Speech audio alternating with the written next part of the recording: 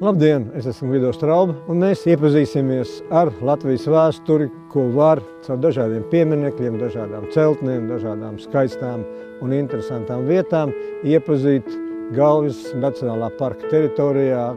Sāksim savu pastaigu par Latvijas vēsturi ar aizvēsturi, un pirmie mūsu senči ieradās šajā teritorijā jau akmens laikmetā. Viduslaikos, kur ir pavisam cita politiskā situācija, kur jau ir atnesta kristietība un veidojās tāda pirmatnēja valsts, Livonijas konfederācija.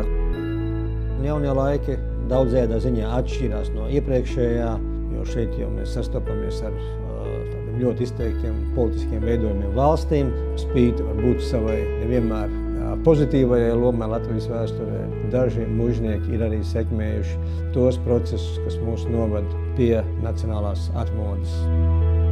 1918. gada 18. novembrī beidzot tiek izveidot neatkarīga brīva Latvija. Pirmo reizi vēsturē tad bija jādomā arī par to, kā valsts dzīvos, no kā dzīvos, kādi būs nodokļi. Un tāpēc arī Līgatnes papīra fabrika arī tika iekļauta valsts politikā, valsts ekonomikā un darbojās kā papīra ražotne.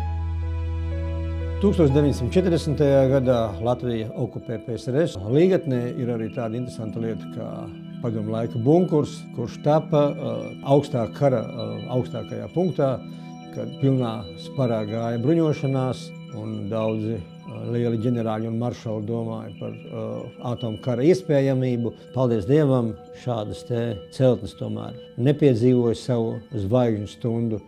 Arī Galvas Nacionālā parka teritorijā vēsture tiek rakstīta tālāk. 1991. gadā Latvija atgūst neatkarību, un arī Galvas Nacionālā parka teritorijā mēs varam redzēt dažādas iniciatīvas. Šodien mēs Cēsīs varam ieraudzīt šādu ļoti skaistu ierakstu Latvijas vēstures grāmatā, un līdz ar to šāds ieraksts neapšaubām varētu krāšņot ikvienu vēstures lapas pusi.